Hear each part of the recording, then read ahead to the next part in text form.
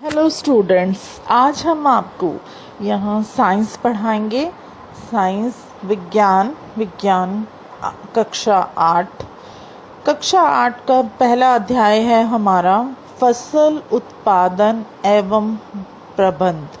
तो बच्चों, हमारे लिए जो फसलें हैं वो कितनी आवश्यक हैं ये आप सभी जानते हैं कि उत्पादन अगर हमको खाने के लिए खाना चाहिए, इसके साथ साथ हमें अपना जीवन व्यतीत करने के लिए भोजन की आवश्यकता होती है। वायु, जल, ऐसे बहुत 5 चीज़ें हैं जिन्हें जो हमारे लिए बहुत ही आवश्यक हैं। हमारा आसपास का वातावरण, भोजन, जल, वायु। और ये भोजन हमें कहाँ से प्राप्त होता है? भोजन हमें फसलों से प्राप्त होता है। तो फसलें कैसे उगाई जाती हैं और इसका प्रबंध किस तरह से होता है, वह हम पाठ 1 साइंस कक्षा 8 में पढ़ेंगे। तो बच्चों, हम शुरू करते हैं कि फसलों की पैदावार के लिए हमें क्या क्या ज़रूरी होता है। पहली बात, फसल की जब हम उगाने लगते हैं तो हमें सबसे पहले हमारा क्या होता है, जिसको हम इस पाठ में विस्तार से पढ़ेंगे। सबसे पहले हमारे लिए आवश्यक होता है वहाँ की भूमि। तो फसल उगाने के लिए सबसे पहले वहाँ की भूमि किस तरह से होनी चाहिए, वहाँ की मिट्टी जो है वो कैसे होती है, हम उसको किस तरह से तैयार करते हैं फसल उगाने के लिए। उसके बाद उसमें हम बीज कैसे डालते हैं, पानी कैसे डालते हैं, और फिर जीव जंतुओं से किस तरह से जब फसल तैयार होती है तो रक्षा करते हैं। तो ऐसे बहुत सी पद्धतियां हैं। तो हम इस पाठ में उन सब पद्धतियों को जो है विस्तार से पढ़ेंगे। तो बच्चों, हम शुरू करते हैं हमारा पाठ 1 कक्षा 8 फसल उत्पादन एवं प्रबंध। ग्रीष्म अवकाश में पहेली एवं बूझो अपने चाचा के घर गए। उनके चाचा एक किसान हैं। एक दिन उन्होंने खेत में कुछ औजार देखे, जैसे कि खुरपी, दरांती, बेलचा, हल इत्यादि। तो बच्चों, ये क्या है? यहाँ पे हम क्या पढ़ रहे हैं? यहाँ पे 2 बच्चे हैं जो अपने चाचा के घर गए हैं, और उनके चाचा क्या हैं? एक किसान है। तो जो वो किसान है तो वो खेतों में काम करते हैं। खेतों में काम करने के लिए क्या चाहिए होता है? हमें औजारों की आवश्यकता होती है। तो उन बच्चों ने पहले कभी भी ऐसे औजार नहीं देखे थे। तो उन्होंने क्या किया कि उन्होंने देखा, अपने चाचा के यहाँ पे खुरपी देखी। खुरपी क्या होती है बच्चों? खुरपी होती है जिससे कि मिट्टी की खुदाई की जाती है, मिट्टी को खोदा जाता है। दराती होती है बेटा, जिससे हम काटते हैं किसी भी फसल को। और जो हल है वो आपने कभी अगर देखा हो टीवी में, या उसमें आप सभी लोग तो गांव में नहीं गए होंगे कि जहां पर आपने देखा हो कि हल किस तरह से चलाए जाते हैं। पहले समय में क्या होता था कि इंसान ही हर कार्य अपने हाथों से करता था। पहले अपने हाथों पे रस्सी बांधकर, कंधों पर रस्सी बांधकर वो मिट्टी की खुदाई हल से करता था। फिर धीरे धीरे हमारे यहाँ पर तरक्की होती गई। तो फिर क्या हुआ कि बैलों पर जो है हल को बांध दिया जाता है और बैलों को चलाया जाता है। तो वो जो हल है वो मिट्टी की खुदाई करते हैं। तो अब आप देखिए कि इसमें क्या है। अब इसमें था कि 2 बच्चे हैं, गए हैं, एक का नाम पहेली है और एक का बूझो। तो बूझो ने यह प्रश्न किया, मैं जानना चाहता हूँ कि हम इन औजारों का उपयोग कहाँ और कैसे करते हैं। अब बूझो कहता है कि अब आप अपने चाचा को कि आप मुझे बताओ कि इन औजारों का आप प्रयोग किस तरह से करते हो, ये मुझे आप बताओ। आप पढ़ चुके हैं कि सभी सजीवों को भोजन की आवश्यकता होती है। पौधे अपना भोजन स्वयं बना सकते हैं। क्या आपको याद है कि हरे पौधे अपना भोजन किस प्रकार संश्लेषित करते हैं? मनुष्य सहित सभी जंतु भोजन बनाने में असमर्थ हैं। तो जंतुओं के भोजन का स्रोत क्या है? तो बच्चों, आप जैसे अब 6 में आपने 7th में आपने पढ़ा है साइंस में, तो आपने क्या पढ़ा था कि किस तरह से जो पौधे हैं अपना भोजन है वो किस प्रकार जो है हरे पौधे अपना भोजन किस प्रकार जो है वो ग्रहण करते हैं। तो सभी जो मनुष्य या जीव जंतु जो भी हैं, उन सबको अपना जीवन व्यतीत करने के लिए क्या चाहिए? भोजन। तो भोजन हर व्यक्ति अपनी आवश्यकता के अनुसार किस तरह से अपना भोजन जो है वो ग्रहण करता है और किस तरह से अपने भोजन को तैयार करता है, वो सब हमारे जो हैं वो सब हम इस पाठ में पढ़ेंगे। परंतु हम भोजन ग्रहण ही क्यों करते हैं? अब ये एक प्रश्न है, देखो बच्चों, ये बहुत इम्पोर्टेंट प्रश्न है कि आप भोजन ग्रहण क्यों करते हैं। क्यों? क्योंकि आपको चलने के लिए, आपको काम करने के लिए, अब आप अगर आप सोचो अपने ऊपर, एक आप बात को लो कि अगर आप कुछ भी नहीं खाओगे तो क्या होगा? आपका शरीर बिल्कुल ही दुर्लभ हो जाएगा, आप कोई कार्य नहीं कर सकोगे। आपको कार्य करने के लिए, चलने के लिए, हर एक काम के लिए क्या होता है? ताकत की आवश्यकता होती है। ताकत मनुष्य को कहाँ से मिलती है? भोजन से मिलती है। तो इसीलिए हम भोजन ग्रहण करते हैं।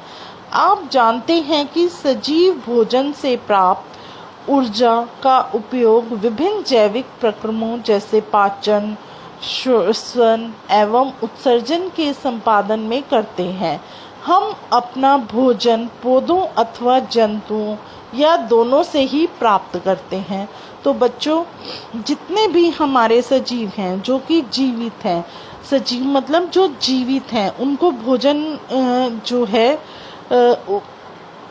भोजन करने से क्या मिलता है? ऊर्जा मिलती है और हम बहुत से कार्य कर सकते हैं।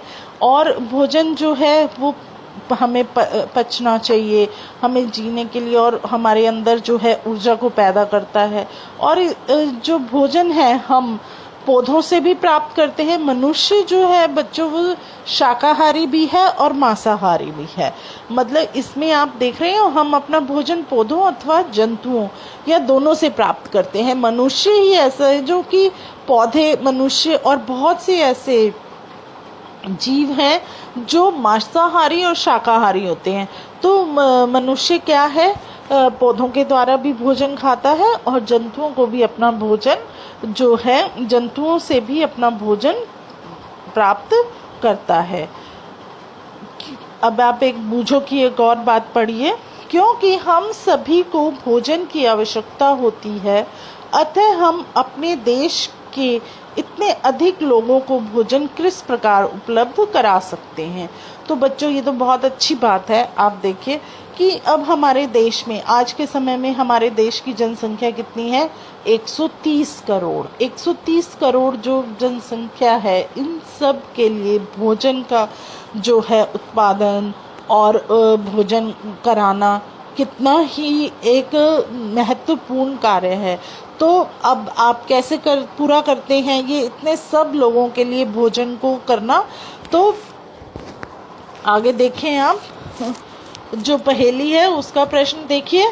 भोजन का बड़े स्तर पर उत्पादन करना आवश्यक है। तो इन सब बातों के लिए क्या है? हमें भोजन को बड़े स्तर पर उगाना पड़ता है। एक विशाल जनसंख्या को भोजन प्रदान करने के लिए इसका नियमित उत्पादन, उचित प्रबंधन एवं वितरण आवश्यक है। तो इतनी विशाल जनसंख्या जो है हमारी, उन सब को नियमित रूप से भोजन मिलता रहे और भोजन जो है हमारा स्टोर भी रहे, मतलब हम उनको संरक्षण भी कर सकें और फिर समय समय पर उसका वितरण भी करते रहें। तो इन सब चीज़ों के लिए फसलों का नियमित रूप से उगाना और उनकी देखभाल करना बहुत ही आवश्यक है। तो बच्चों, आप भी ये सोच रहे होंगे कि समय समय आता है, जैसे आपने देखा है, आप पढ़ते भी हो कि इतने से इतने समय तक हम गेहूं की फसल उगाते हैं, फिर वो पकती है, फिर उसकी कटाई होती है, फिर उसके बाद हम चावल लगाते हैं, धान लगाते हैं। तो ऐसे ही जो है हमारे यहाँ पर कितनी तरह की फसलें उगाई जाती हैं, जो है ज्वार है और बाजरा है। तो इन सब जो जितनी भी हमारी फसलें हैं उनका एक समय होता है। इस समय पर उनको लगाया जाता है, फिर काटा जाता है, फिर छटाई की जाती है और फिर भूमि को दोबारा से दूसरी फसल के लिए तैयार किया जाता है। तो आओ हम पढ़ते हैं हमारी आगे कृषि पद्धतियाँ।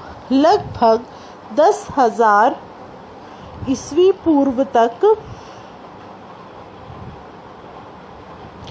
मनुष्य घुमंतु थे। वे एक स्थान से दूसरे स्थान तक भोजन एवं आवास की खोज में समूह में विचरण करते रहते थे। वे कच्चे फल और सब्जियां खाते थे और उन्होंने भोजन के लिए जंतुओं का शिकार करना प्रारंभ किया। कालांतर में खेती कर चावल, गेहूं एवं अन्य खाद्य फसलों को उत्पादित कर सकें, इस प्रकार कृषि का प्रारंभ हुआ। तो बच्चों, ये तो आपको भी पता है कि पहले के समय में 10,000 ईस्वी पूर्व हमारा मनुष्य कैसे थे कि उनके पास तो ना पहनने के कपड़े थे, ना खाने के लिए भोजन होता था। तो वो क्या करते थे, एक स्थान जहाँ पे जैसे वो रहते थे तो देखते थे कि यहाँ पर फल लगे हुए हैं, सब आप देख रहे हो ना कि अचानक से पेड़ उग जाते हैं, उस पे फल लगे हुए, उनको जो चीज़ खाने को मिलती थी वो खा लेते थे, कच्ची चीज़ें खाते थे, उनको खाना पकाना भी नहीं आता था। तो वो जो है खाना उनको जहाँ मिलता था वो वहीं पर रह जाते थे, खा लेते थे, अपना पेट भर लेते थे। फिर धीरे धीरे उन्होंने क्या किया कि जंतुओं को भी और कुछ नहीं मिल रहा है तो फिर वो क्या करते थे कि जो भी जीव जंतु उनके आसपास है उसको मारकर वही खा लेते थे।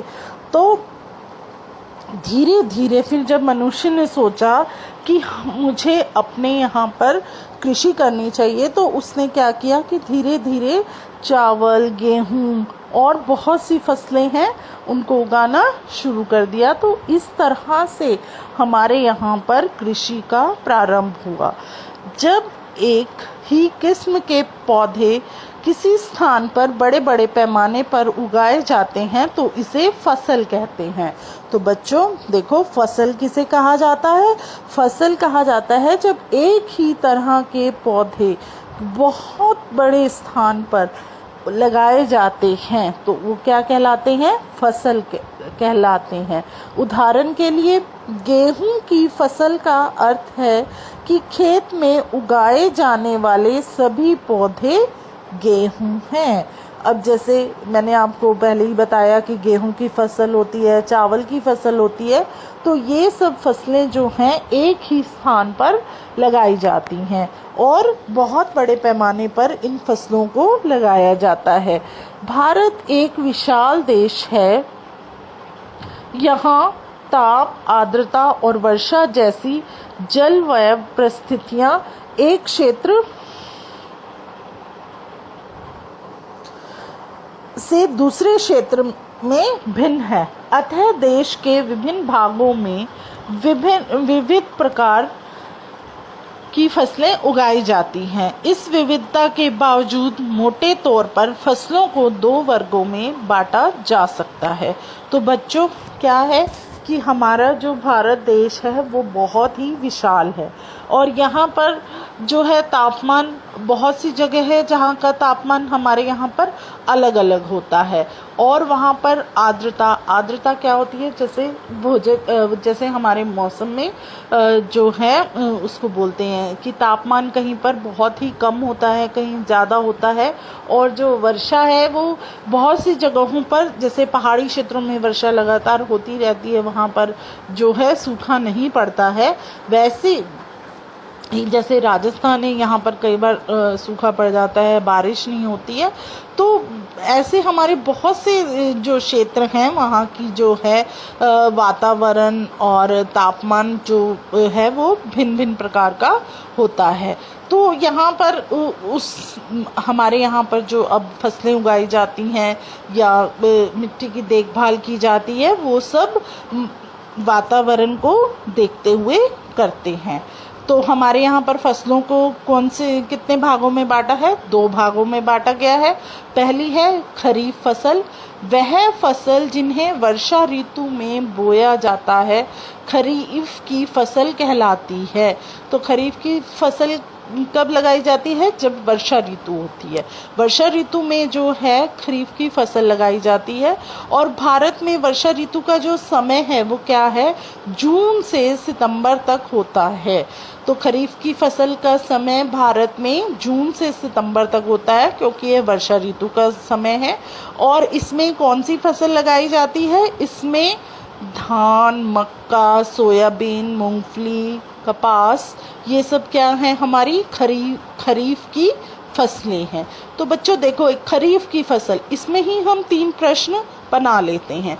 जैसे खरीफ की फसल किसे कहते हैं, और भारत में ये खरीफ की फसल लगाने का समय कौन सा है, और खरीफ नंबर 3, खरीफ की फसल में कौन कौन सी फसलें लगाई जाती हैं। तो देखो, एक खरीफ की फसल में ही 3 प्रश्न बन गए। तो आप बच्चों ध्यान से सुनते जाएं और ध्यान लगाकर देखें, तो इसमें आपके प्रश्नों के उत्तर भी आपको साथ के साथ मिल जाएंगे। कई बार क्या होता है, जब हमारा एग्ज़ाम चल रहा होता है, पेपर आते हैं, तो उसमें 1-1 नंबर के भी प्रश्न पूछे जाते हैं। तो वो प्रश्न इस तरह से पूछे जाते हैं। तो अब बच्चों आपको समझ में आया खरीफ की फसल क्या है और ये कब लगाई जाती है और इसमें कौन कौन सी फसलें होती हैं। आगे हम देखते हैं रबी फसल। तो रबी फसल जो है वो है शीत ऋतु, अक्टूबर से मार्च तक में उगाई जाने वाली फसलें रबी फसलें कहलाती हैं। तो जो रबी की फसल है बच्चों, वो शीत ऋतु में उगाई जाती हैं और वो उनका समय है अक्टूबर से मार्च तक का। और इसमें कौन कौन सी फसल होती है? गेहूं है, चना है, मटर है, सरसों है तथा अलसी। ये सब क्या है? रबी की फसल है। तो आगे देखते हैं हम। इसके अलावा कई स्थानों पर दालें और सब्जियां ग्रीष्म में उगाई जाती हैं। अब ये तो बच्चों खरीफ की फसल और आपने रबी की फसल देखी। अब ये इनके अलावा भी क्या है? बहुत सी दालें होती हैं, सब्जियां होती हैं। ये सब कब लगाई जाती हैं? ग्रीष्म ऋतु में, मतलब गर्मियों में लगाई जाती हैं। आधिकारिक फसल पद्धतियाँ। तो बच्चों अब इसमें जो है वो पूछ रहा है, धान को शीत ऋतु में क्यों नहीं उगाया जा सकता?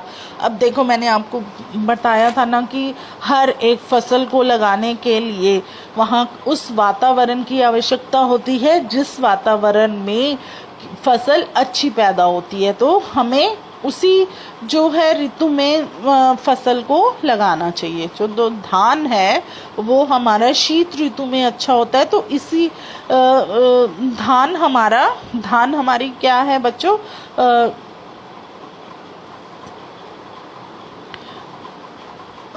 खरीफ की फसल है, ये गर्मियों में लगाई जाती है। तो इसीलिए इसे हम शीत ऋतु में नहीं लगाते हैं।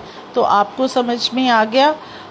धान को बहुत अधिक पानी की आवश्यकता होती है, अतः इसे केवल वर्षा ऋतु में ही उगाते हैं। अब देखो, बूझो ने प्रश्न किया था कि धान को शीत ऋतु में क्यों नहीं उगाया जा सकता। अब उसकी बहन पहेली है, उसने यह उत्तर दिया कि धान को जो है बहुत अधिक किसकी आवश्यकता होती है? पानी की। तो इसीलिए इसको हम कब लगाते हैं? वर्षा ऋतु में। आगे देखते हैं हम।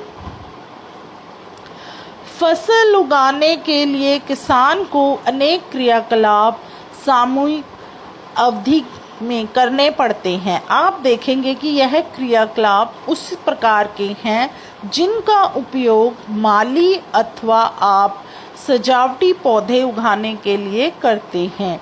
ये क्रियाकलाप अथवा कार्य कृषि पद्धतियाँ जो आगे दिए गए हैं। तो बच्चों, किसान को जो है फसल उगाने के लिए क्या करना पड़ता है? अनेक कार्य करने पड़ते हैं, तभी वह फसल को जो है अच्छे से उगाता है। और उगाने के लिए क्या होता है? उसको बहुत सी पद्धतियां हैं। अब वो पद्धतियां कौन सी हैं बच्चों, वो हम आपको बताएंगे आगे। तो हम इसमें देखते हैं आगे। जैसे सबसे पहले किसान को क्या करना पड़ता है? मिट्टी को तैयार करना पड़ता है, फिर उसको बुआई करनी पड़ती है। बुआई मतलब बीज डालने पड़ते हैं। फिर बीज के बाद उसको खाद एवं उर्वरक देना पड़ता है। नंबर 3 पर क्या है हमारा, खाद डालनी पड़ती है और उसकी गुड़ाई करनी पड़ती है। फिर पानी, सिंचाई की व्यवस्था अच्छी होगी तो फसल भी अच्छी होती है। समय समय पर पानी देता है किसान।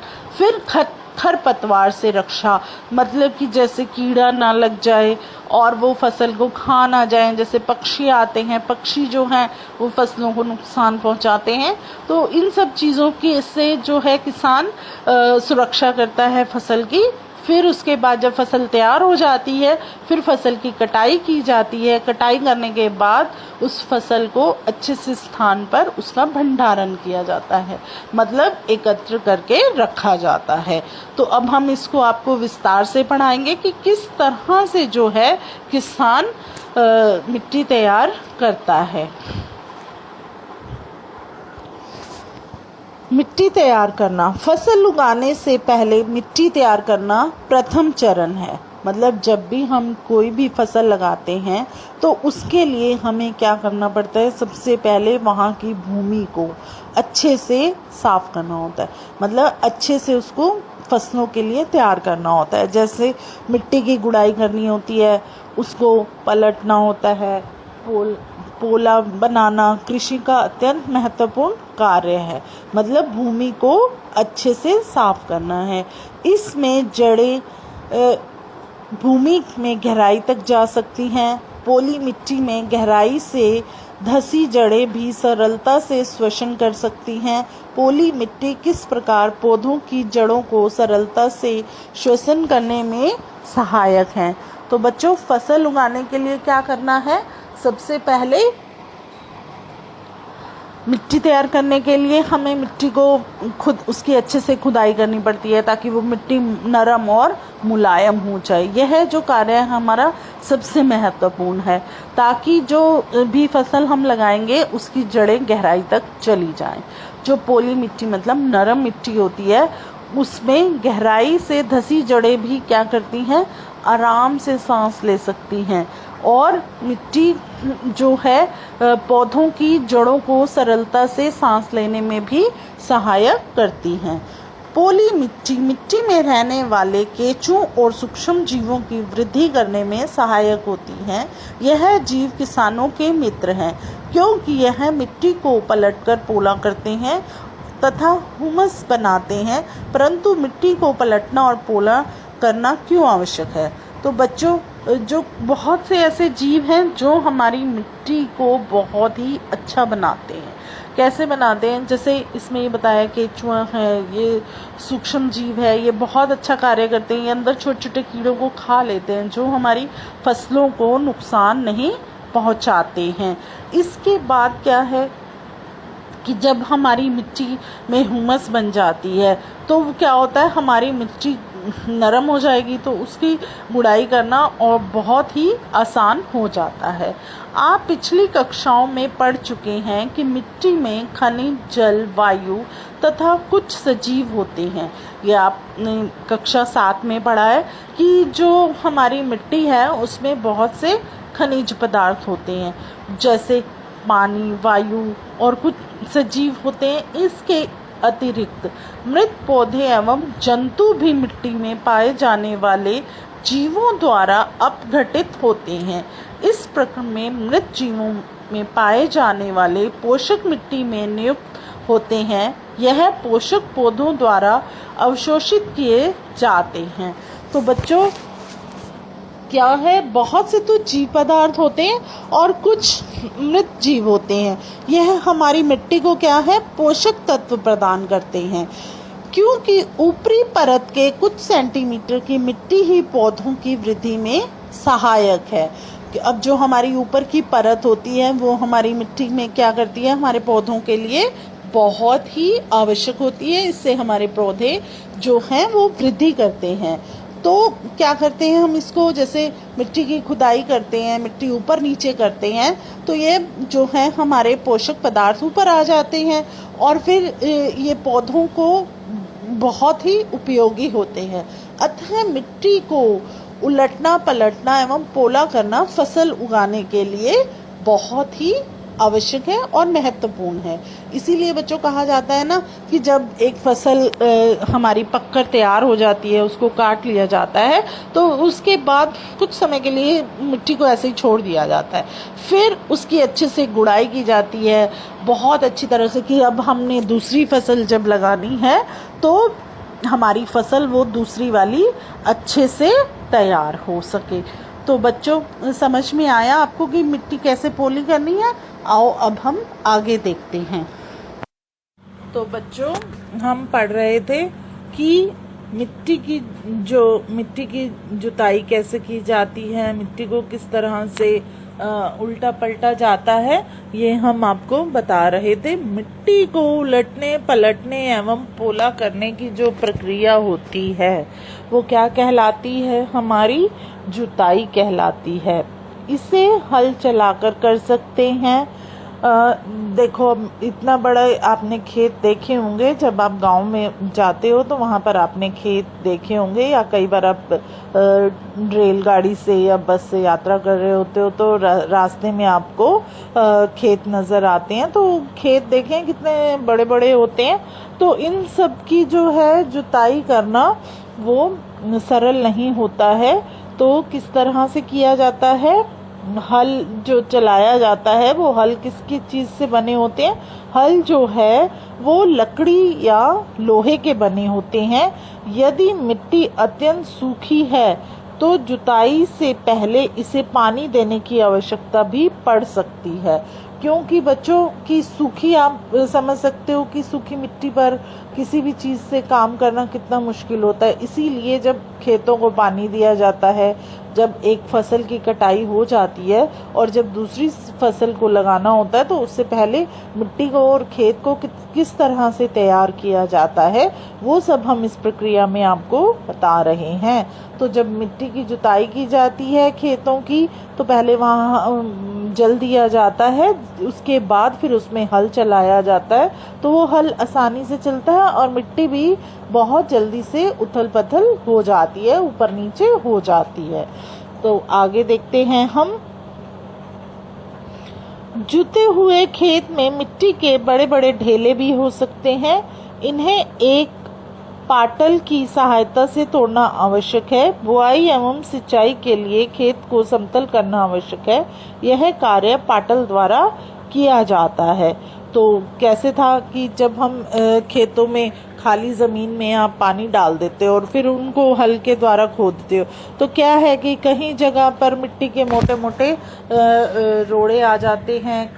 कैसे कैसे वो बन जाते हैं, मिट्टी किस तरह से बन जाती है, तो उस मिट्टी के रोड़ों को फिर कैसे तोड़ा जाता है और उसके बाद बिल्कुल प्लेन जो है अच्छी समतल भूमि तैयार हो जाती है। आगे देखते हैं। पहले कभी कभी जुताई से पहले खाद दी जाती है। इससे जुताई के समय खाद मिट्टी में भली भांति मिल जाती है। तो समझ में आया, जब वो जुताई करते हैं तो उससे पहले उसमें वो खाद डाल देते हैं ताकि ये जो खाद है वो अंदर तक भूमि के चली जाती है। बुआई से पहले खेत में पानी दिया जाता है और फिर जब बीज डालना होता है तब भी बच्चों वहां पर क्या होता है, खेतों में पानी दिया जाता है। अब आप यहाँ एक चित्र देख रहे हैं, इसमें किस तरह से किसान ने बैलों के कंधों पर वो रखा हुआ है हल और किस तरह से वो खुदाई कर रहा है। ये दृश्य आप देख सकते हैं। इसमें ये जो एक डंडा है इसको उन्होंने जोत बोला है, जो बैलों के गर्दन पर है, और उसके बाद किस तरह से उसमें एक नीचे डंडा लगा हुआ है, बड़े डंडे के नीचे की तरफ उसको हल शेफ्ट बोला हुआ है और फॉल बोला हुआ है। तो अब आप देख सकते हैं कि किस तरह से जो हल होता है वो किस तरह से बनाया होता है लकड़ी का। तो ये आप इस चित्र में देख सकते हो। आगे देखते हैं हम बच्चों। कृषि औजार। अच्छी उपज के लिए बुआई से पहले मिट्टी को भुरभुरा करना आवश्यक है। यह कार्य अनेक औजारों से किया जाता है। हल, कुदाली एवं कल्टीवेटर इस कार्य में उपयोग किए जाने वाले प्रमुख औजार हैं। तो बच्चों आपने यहाँ पे ये हल का चित्र तो देख लिया, ऐसे ही और कुदाली होती है वो जो जिससे मिट्टी के अंदर जो खरपतवार जैसे अजीब तरह के पौधे लग जाते हैं, जंगली पौधे होते हैं, उन सबको उससे काटा जाता है। तो हम जैसे जैसे ये पाठ पढ़ेंगे इसमें आपको हम अच्छे से बताएंगे। तो अब आपने ये देखा हल आपको हमने बताया किस तरह से बना होता है। तो आगे देखते हैं हम हल क्या है। हल प्राचीन काल से ही हल का उपयोग जुताई, खाद उर्वरक मिलाने, खरपतवार निकालने एवं मिट्टी खुरचने के लिए किया जाता है। यह औजार लकड़ी का बना होता है जिसे बैलों की जोड़ी अथवा अन्य पशुओं, घोड़े, ऊंट की सहायता से खींचा जाता है। इसमें लोहे की मजबूत तिकोनी पत्ती होती है जिसे फॉल कहते हैं। हल का मुख्य भाग लंबी लकड़ी का बना होता है जिसे हल शेफ्ट कहते हैं। इसके एक सिरे पर हैंडल होता है तथा दूसरा सिरा जोत के डंडे से जुड़ा होता है जिसे बैलों की गर्दन के ऊपर रखा जाता है। एक जोड़ी बैल एवं एक आदमी इसे सरलता से चला सकता है। तो बच्चों आपने यह चित्र देखा, तो चित्र में कितनी सरलता से चित्र देखा और अब हमने आपको ये पढ़ाया तो आपको समझ में आ गया कि हल किस तरह से प्रयोग में लाया जाता है। तो इसके अंदर एक छोटा सा लोहे का लगा होता है जिससे वो मिट्टी को, जब बैल आगे चलते रहते हैं तो वो मिट्टी को खोदता रहता है। तो हल का उपयोग हम घोड़े पर भी कर सकते हैं, पर जोड़ी के होने चाहिए। जैसे इसमें 2 बैल हैं, ऐसे ही 2 घोड़े, 2 ऊंट, इनकी सहायता से ही हल को चलाया जाता है। तो अब आपको ये अच्छे से समझ में आ गया। आगे देखते हैं। आजकल लोहे के हल तेजी से देसी लकड़ी की हल की जगह ले रहे हैं। तो प्राचीन समय में बहुत साल पहले क्या था, लकड़ी के हल चलते थे, पर धीरे धीरे हमने तरक्की करी, अब हमने लोहे के भी बना लिए हैं। तो लोहे के हल जो हैं वो बहुत ही अच्छी तरीके से खुदाई करने के काम में आ रहे हैं। आगे देखते हैं हम क्या है कुदाली। यह एक सरल औजार है जिसका प्रयोग खरपतवार निकालने एवं मिट्टी को पोला करने के लिए किया जाता है। इसमें लकड़ी अथवा लोहे की छड़ होती है जिसके एक सिरे पर लोहे की चौड़ी और मुड़ी प्लेट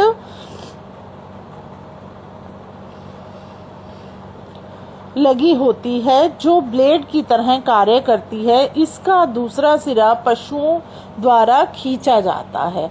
तो पहले हमने आपको हल का चित्र दिखाया था और फिर उसके बारे में समझाया था। अब आप इसमें देखिए कुदाली का आप चित्र देख रहे हैं। कुदाली का आप चित्र देखिए, इसमें ऊपर देखिए इसकी पकड़ बनी हुई है, हैंडल है, मुड़ी हुई प्लेट है, जोत है। तो ये आप देख रहे हो, इसको फिर और छड़ है, ये छड़ के ऊपर इन्होंने किस तरह से इसको बनाया है। तो ये जो है ये भी पशुओं के द्वारा ही खींचा जाता है, जिससे कि क्या होता है, भूमि हमारी जुताई करने में हमें बहुत ही मदद मिलती है और जंगली पौधों को, खरपतवार को साफ कर देते हैं खेतों में और अच्छी उपज के लिए भूमि बहुत अच्छे से तैयार हो जाती है। अब अगला है कल्टीवेटर। अब कल्टीवेटर क्या होता है इसके बारे में हम पढ़ेंगे और फिर इसका चित्र भी आपको दिखाएंगे। कल्टीवेटर, आजकल जुताई ट्रैक्टर द्वारा संचालित कल्टीवेटर से की जाती है। कल्टीवेटर के उपयोग से श्रम एवं समय दोनों की ही बचत होती है। तो बच्चों आप ये देख रहे हो ट्रैक्टर के पीछे एक लगा हुआ है, ये अब ट्रैक्टर चलता रहेगा तो फिर क्या होगा, ये भूमि जो है इसकी खुदाई होती जाएगी। तो ये कितनी अच्छे से भूमि तैयार हो रही है और इससे क्या होगा, हमारा समय का भी बचत होगी और कार्य जल्दी खत्म होगा। तो अब जैसे जैसे हमारी तकनीक का विकास होता जा रहा है वैसे ही हमें अनाज की पैदावार करने में बहुत अच्छी मदद मिल रही है और अच्छे से और कम समय में जो है भूमि तैयार भी हो जाती है और फसल को लगाने में हमें अच्छी जो है मदद मिल जाती है। आगे देखते हैं हम बुआई कैसे की जाती है। बुआई फसल उत्पादन का सबसे महत्वपूर्ण चरण है। बोने से पहले अच्छी गुणवत्ता वाले साफ एवं स्वस्थ बीजों का चयन किया जाता है। किसान अधिक उपज देने वाले बीजों को प्राथमिकता देते हैं। तो बच्चों, बुआई क्या है? बुआई हमारा फसल को उगाने का सबसे महत्वपूर्ण चरण है। कौन सा है वो? हमारा बुआई। तो बुआई के लिए आपको क्या करना होता है? बुआई के लिए हमें अच्छे बीजों को लाना होता है, साफ और अच्छे बीजों को। वो जो है किसान अच्छे बीजों का चयन करता है, जिससे कि अच्छी फसल की पैदावार हो और इतनी जो हम मेहनत कर रहे हैं वो हमारी सफल हो। तो आगे देखते हैं हम। अब इसमें देखो पहेली क्या बोल रही है, बीजों का चयन। एक दिन मैंने अपनी माँ को देखा कि माँ चने के कुछ बीज एक बर्तन में रखकर उसमें कुछ पानी डाल रही है। कुछ मिनट पश्चात कुछ बीज पानी के ऊपर तैरने लगे। मुझे आश्चर्य हुआ कि कुछ बीज पानी के ऊपर क्यों तैरने लगे हैं। तो क्या हुआ कि एक दिन उसने अपनी माँ को देखा, वो क्या कर रही थी, चने के जो बीज थे उनको पानी में भिगो रही थी, और जिससे क्या हुआ कि कुछ बीज जो हैं वो ऊपर की तरफ आ गए। तो क्या था कि तो उसने देखा कि ये जो कुछ चने हैं वो ऊपर की तरफ क्यों आ रहे हैं। तो आगे देखते हैं हम।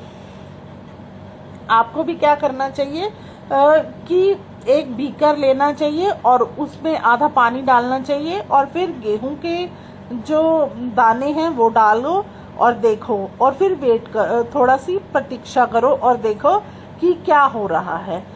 क्या कुछ बीज जल के ऊपर तैरने लगते हैं? अगर कुछ बीज जल के ऊपर तैरने लगते हैं या जो बीज पानी में बैठ जाते हैं, तो इससे पता लगता है कि वो हल्के हैं या भारी हैं। तो क्षतिग्रस्त बीज खोखले हो जाते हैं और इस कारण हल्के होते हैं और वो जल के ऊपर तैरने लगते हैं।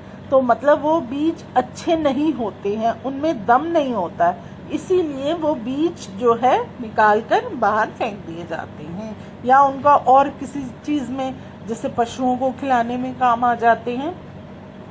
अच्छे और स्वस्थ बीजों को क्षतिग्रस्त बीजों से अलग करने की यह सबसे अच्छी विधि है। अब आपने देखा, आपको समझ में आ गया कि बीजों की परख कैसे की जाती है। क्या करते हैं कि पहले वो बीज को चेक करते हैं कि किस तरह से कि ये बीज अच्छे हैं या नहीं।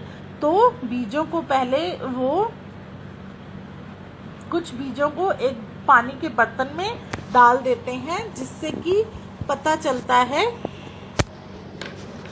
यह बीज हल्के हैं या भारी हैं। हल्के बीज जो हैं वो अच्छी पैदावार नहीं करेंगे, इसीलिए उन बीजों को अलग कर दिया जाता है।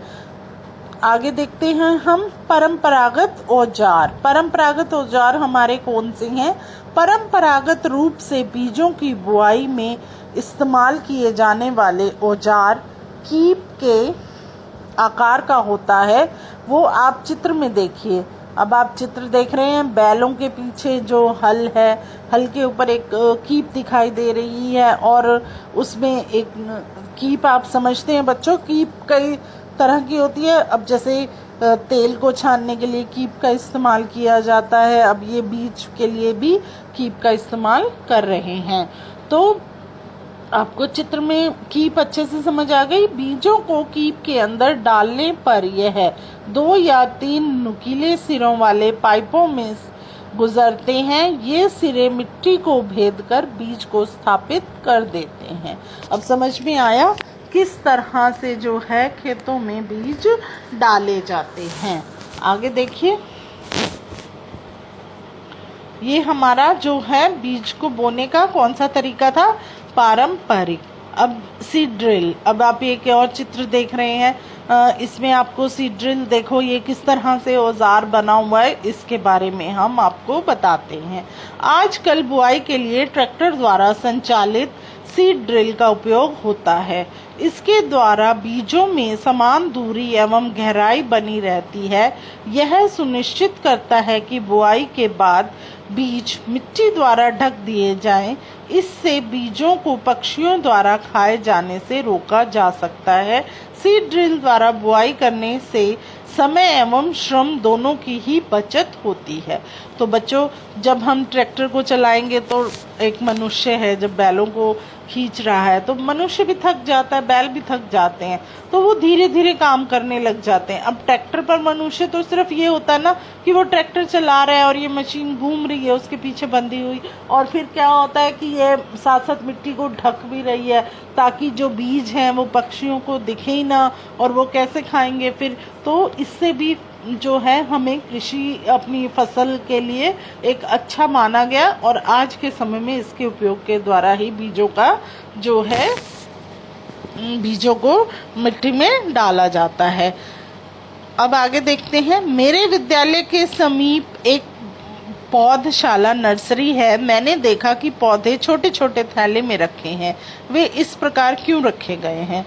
तो बच्चों, आप भी देखते हो कई बार आपके यहाँ कोई माली आता है जो गमले बेच रहा होता है, उनके पास भी पौधे होते हैं, वो छोटे छोटे पॉलीथीन्स में ही पौधे रखे होते हैं।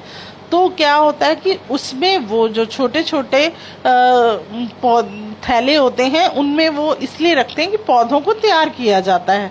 जब आप उनको रोक कर कहोगे कि मेरे यहाँ पर ये पौधा लगा दो, तो वो उस थैले को हटाएंगे और मिट्टी में जो है उस पौध को लगा देंगे। तो इस तरह से बच्चों पौध को तैयार किया जाता है। अब आगे देखिए, ये तो आपके सामने बूजो ने प्रश्न किया था कि उसने पौधशाला में देखा था कि छोटे छोटे पौधों को किस तरह से थैली में रखा गया। अब पहेली देखिए क्या कह रही है। धान जैसे कुछ पौधों के बीजों को पहले पौधशाला में उगाया जाता है। पौध तैयार हो जाने पर उन्हें हाथों द्वारा खेत में रोपित कर देते हैं। कुछ वन्य पौधे एवं पुष्पी पौधे भी पौधशाला में उगाए जाते हैं। तो बच्चों, क्या होता है कि धान के जो पौधे हैं उनको पौधशाला में उगाया जाता है और फिर हाथ के द्वारा उसे क्या करते हैं, खेतों में लगा दिया जाता है। तो आपको समझ आया कि सभी जो बीज से फसलें नहीं उगती हैं, कुछ पौधों के द्वारा भी फसलों को तैयार किया जाता है। पौधों को अत्यधिक घने होने से रोकने के लिए बीजों के बीच उचित दूरी होना अत्यंत आवश्यक है। ये तो बच्चों आपको भी पता है। अगर हम साथ साथ लगा देंगे तो उनको फैलने के लिए जो है जगह नहीं मिलेगी, पूर्ण रूप से हवा नहीं मिलेगी और सूर्य की रोशनी नहीं मिलेगी, तो फिर वो किस तरह से बढ़ेंगे। तो इसीलिए है कि उन सब में थोड़ी थोड़ी दूरी की आवश्यकता है ताकि उन्हें आराम से हवा पानी जो है मिल सके। तो आगे देखते हैं। इससे पौधों को सूर्य का प्रकाश, पोषक एवं जल पर्याप्त मात्रा में प्राप्त होता है। अधिक घनेपन को रोकने के लिए कुछ पौधों को निकाल कर हटा भी दिया जाता है। अब देखो, जब बुआई करने लगते हैं, खेतों में बीज डालते हैं तो कई बार डल भी जाते हैं साथ साथ। तो जब थोड़े से पौधे बड़े होते हैं तो वो देखते रहते हैं किसान लोग कि जो पौधे बिल्कुल साथ साथ हैं, सटे हुए हैं और बढ़ नहीं रहे हैं, तो उनको अलग कर दिया जाता है और वहां से उखाड़ कर दूसरी जगह लगा देते हैं, ताकि जो भी पौधों में उचित दूरी है वो होनी चाहिए। उचित दूरी किस लिए मैंने आपको बताया, उनको परस्पर सूर्य का प्रकाश और हवा जल ये सब मिलता रहे। और आगे देखते हैं फिर हम।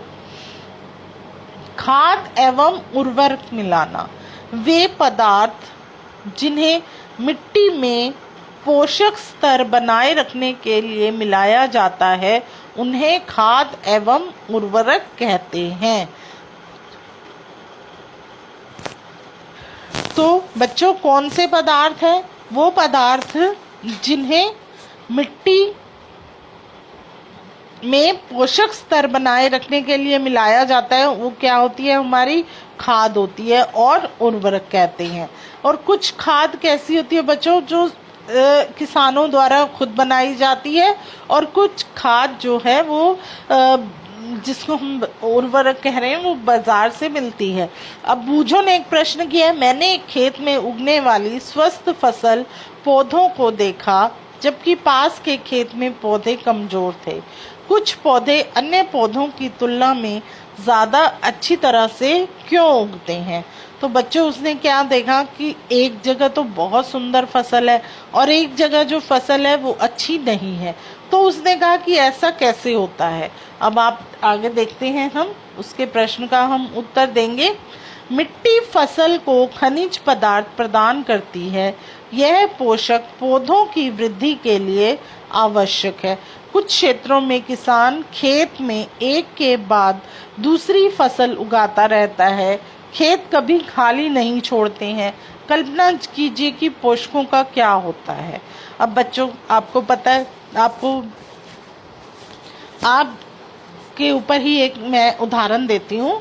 जैसे अब आप स्कूल में पढ़ रहे हो, अब आप 8वीं कक्षा में हो। 8वीं कक्षा के जब आप परीक्षा देते हो अपनी, तो फिर क्या होता है, आपको थोड़े दिन क्या छुट्टियां मिल जाती हैं कि आपका रिजल्ट आएगा, उसके बाद आपकी 9th क्लास शुरू होगी।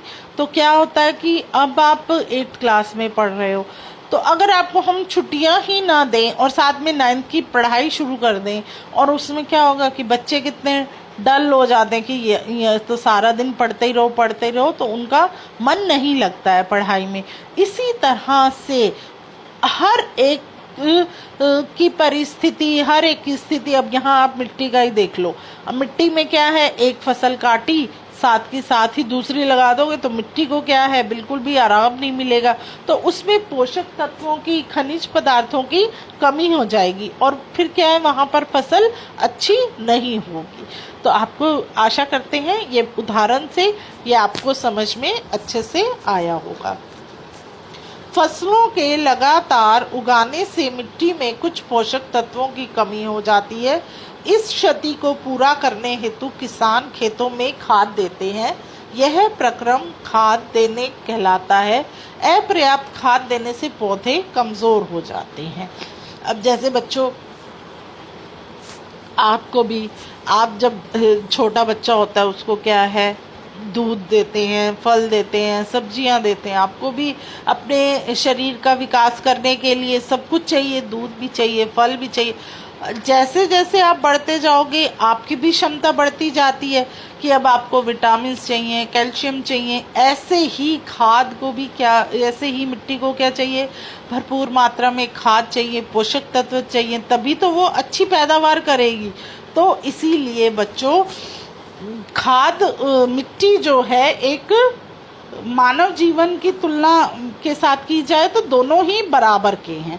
जैसे मानव को भी चाहिए अपना शरीर का विकास करने के लिए, उसी तरह ही मिट्टी में हमें अगर अच्छी फसल चाहिए जमीन में, तो हमें फसल का भी अच्छे से ध्यान रखना पड़ता है।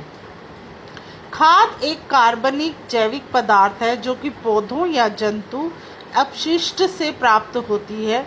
किसान पादप एवं जंतु अपशिष्टों को एक गड्ढे में डाले जाते हैं तथा इसका अपघटन होने के लिए खुले में छोड़ देते हैं। अपघटन कुछ सूक्ष्म जीवों द्वारा होता है। अपघटित पदार्थ खाद के रूप में उपयोग किए जाते हैं। आप कक्षा 6 में वर्मी कंपोस्टिंग अथवा केंचुए द्वारा खाद तैयार करने के विषय में पढ़ चुके हैं।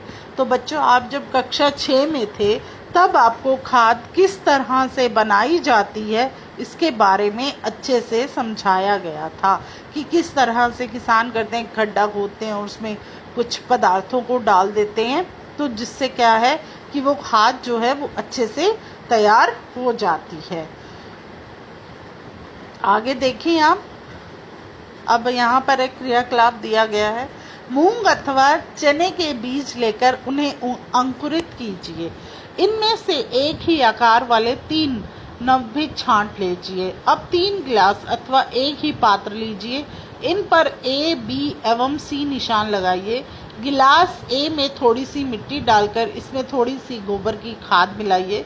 गिलास B में समान मात्रा में मिट्टी लेकर थोड़ा सा यूरिया मिलाइए।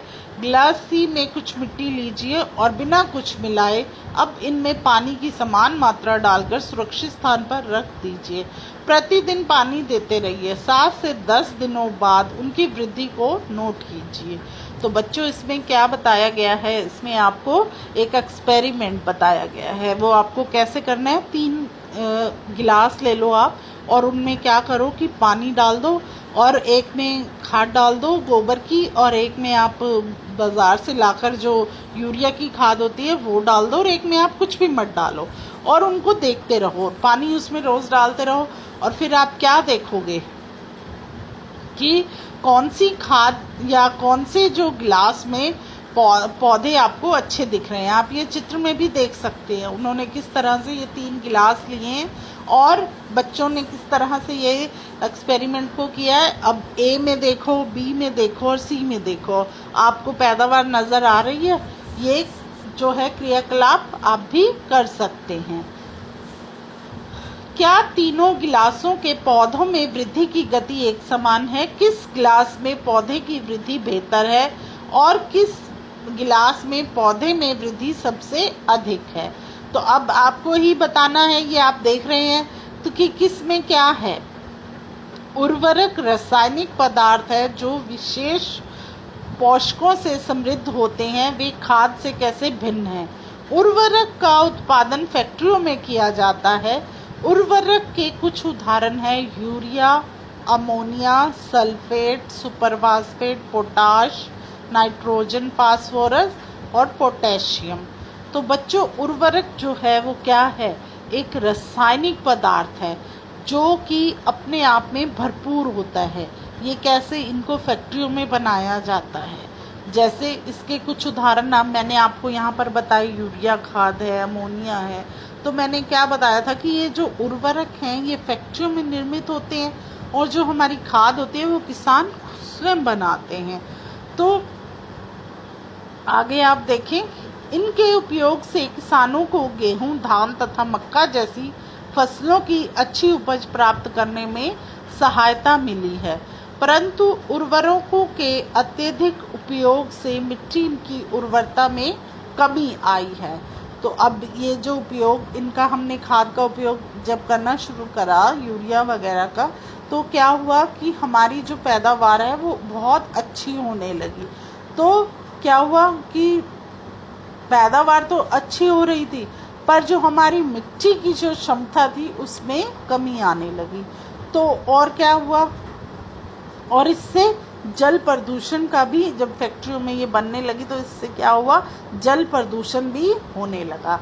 तो हमने क्या किया फिर, जब इनकी जो मिट्टी की उर्वरता को बनाना हमारे लिए बहुत ज़रूरी था, क्योंकि हमारी मिट्टी अच्छी होगी तभी हम अच्छी पैदावार करेंगे, तो हमने जैविक खादों का उपयोग करना शुरू कर दिया और 2 फसलों के बीच में खेत को कुछ समय के लिए छोड़ दिया गया। जैसे अब हमने गेहूं की कटाई कर ली है तो गेहूं की कटाई के बाद क्या करते हैं, खेतों को जुताई वगैरह करके और खाली छोड़ दिया जाता है। कुछ समय के बाद, 1 महीने बाद उसमें फिर दूसरी फसल को लगाया जाता है।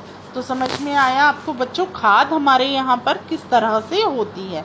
खाद के उपयोग से मिट्टी के गठन एवं जल अवशोषण क्षमता में भी वृद्धि होती है।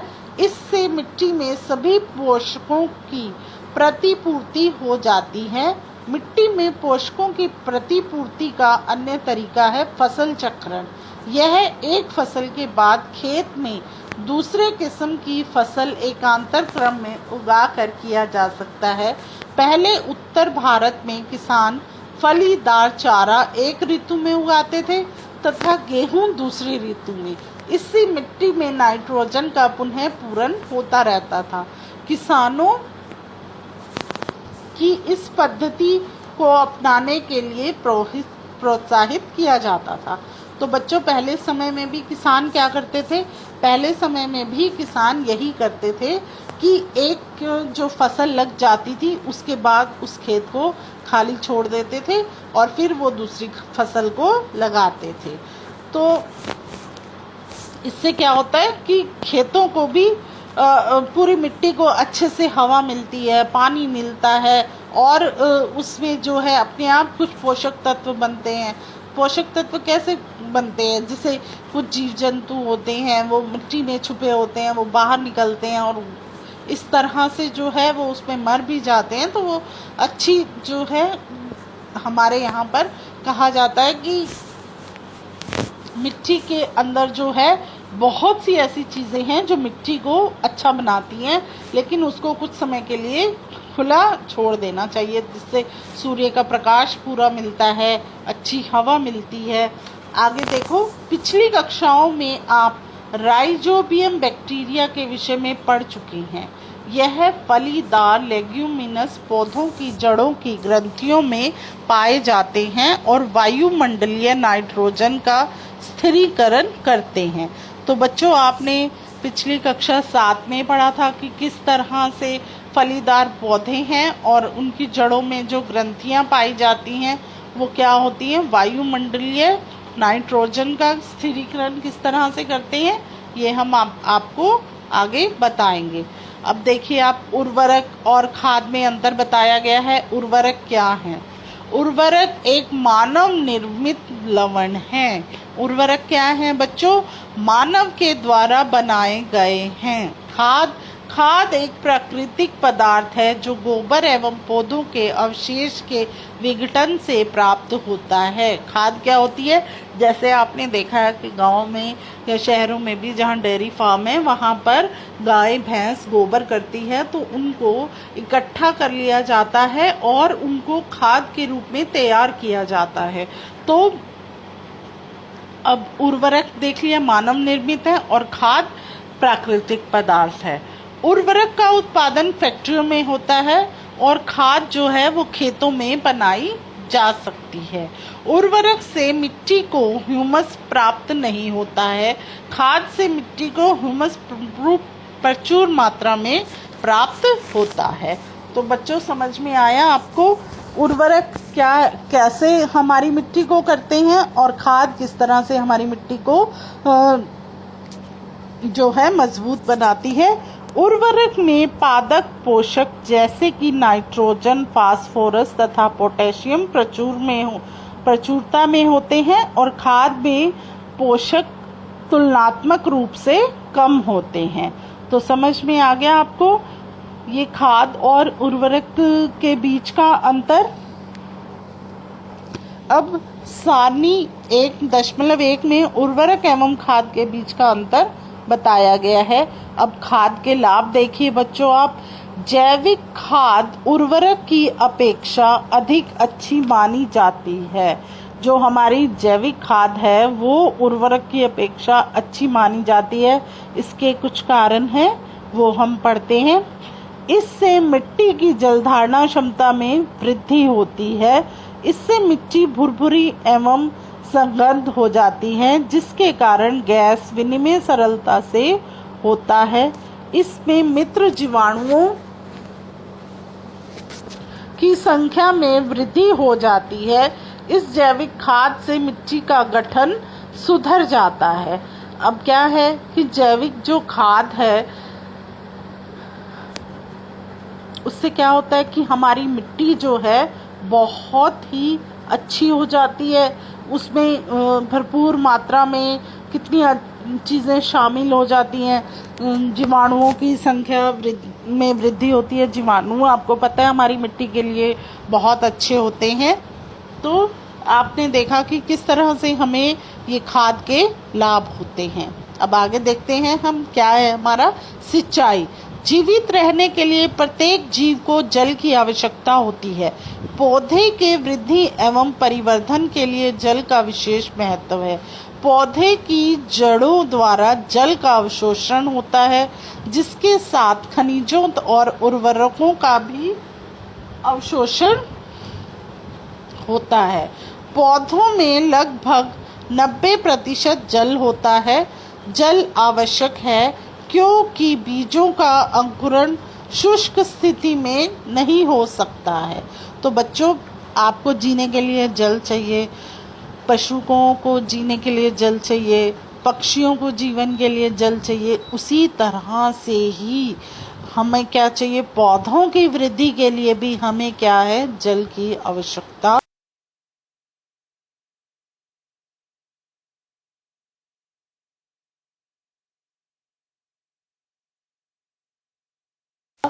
होती है।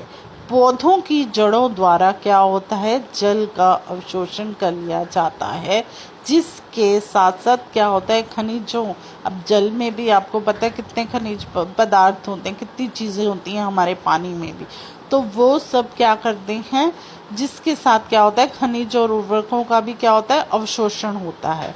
और पौधों में लगभग कितना जल होता है, 90%।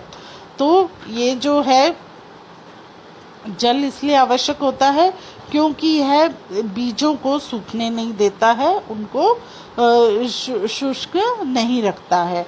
जल में घुले हुए पोषकों का स्थानांतरण पौधे के प्रत्येक भाग में होता है। यह फसल के पाले एवं गर्म हवा से रक्षा करता है। अब जल में क्या है, बहुत से पोषक होते हैं जो पौधों के प्रत्येक भाग, अब हम मिट्टी में खूब सारा पानी देते हैं तो वो क्या है, पौधे के हर भाग में पहुंच जाता है। और फसल क्या होती है, फसलों को जैसे खूब ऊपर से सूर्य की रोशनी पड़ रही है, हवा, गर्म हवा चल रही है, तो उन सब क्या है कि मिट्टी में तो हमारे नमी होगी। जो खेतों में आप एक पौधा है, एक पौधे में आप एक गमले में पौधा लगाइए और अपनी छत पर रख कर आइए, रख के आएंगे, वहाँ पे क्या है, खूब तेज धूप पड़ रही है और आप उसमें पानी नहीं दे रहे, आप 2 दिन बाद देखेंगे वो पौधा एकदम सूखा हुआ होगा, मुरझाया होगा। तो आप सोच सकते हैं इसी तरह से खेतों का क्या हाल होगा। अगर हम खेतों में भरपूर मात्रा में पानी देते रहते हैं तो उससे क्या होता है कि जो अंदर है ज़मीन की, कितनी गहराई तक पानी होगा, तो वो हमारे पौधों को सूखने नहीं देता है। तेज़ धूप में भी हमारी फसलों की पैदावार जो है वो बहुत ही अच्छी होती है। निश्चित अंतराल पर खेत में जल देना सिंचाई कहलाता है। आपको पता है कि अगर आप रोज़ रोज़ पानी, अगर आप ये भी देखो कि वहाँ पर पौधे को धूप नहीं मिल रही है और कुछ नहीं, और आप पानी दिए जा रहे हो उस पौधे को, तो वहाँ पर भी वो पौधा खराब हो जाएगा, क्योंकि ज़्यादा जल भी है वो पौधे को खराब करता है। इसीलिए जो है कुछ समय के बाद पौधों को देखते रहना पड़ता है। किसान लगातार अपनी फसलों पर नज़र रखता है कि कब उन्हें पानी देना है, कब उसमें से जो है अजीब तरह के पौधे उग रहे हैं, उनको घास फूस उग रही है, उसको हटाना है, ताकि वहाँ पर हमारी ज़मीन पर हमारी फसल अच्छे से तैयार हो सके। सिंचाई का समय एवं बारंबारता फसलों, मिट्टी एवं ऋतु में भिन्न होता है। गर्मी में पानी देने की बारंबारता अपेक्षाकृत अधिक होती है, ऐसा क्यों? क्या यह मिट्टी एवं पत्तियों से जल वाष्पन की दर अधिक होने से हो सकता है? आपको पता है गर्मियों में जो है मिट्टी बहुत जल्दी सूख जाती है, इसीलिए मिट्टी में गर्मियों में मिट्टी को पानी की अधिक आवश्यकता पड़ती है। अब आप अपने ऊपर भी ले सकते हैं ये बात। अब गर्मी होती है, आप कितना पानी पीते हैं, और सर्दियों में यही पानी आप आधा कर देते हैं। तो ऐसे ही बिल्कुल मिट्टी के साथ है। आगे देखते हैं। अब बूझो क्या कह रहा है, इस वर्ष पानी देते समय मैं अधिक स्थिर हूँ। पिछली गर्मियों में मेरे सारे पौधे सूख गए थे। अब वो क्या कह रहा है, बूझो कि इस बार मैं अपने पौधों का ध्यान अच्छे से रख रहा हूँ और समय समय पर पानी दे रहा हूँ। अब आगे आप देखिए, सिंचाई के स्रोत। हमारे यहाँ पर सिंचाई के कौन कौन से स्रोत हैं? कुएं हैं, जलकूप हैं, तालाब है, झील है, नदियाँ हैं, बांध हैं और नहर हैं। ये सब क्या है हमारे यहाँ पर सिंचाई के स्रोत हैं, जल के स्रोत है।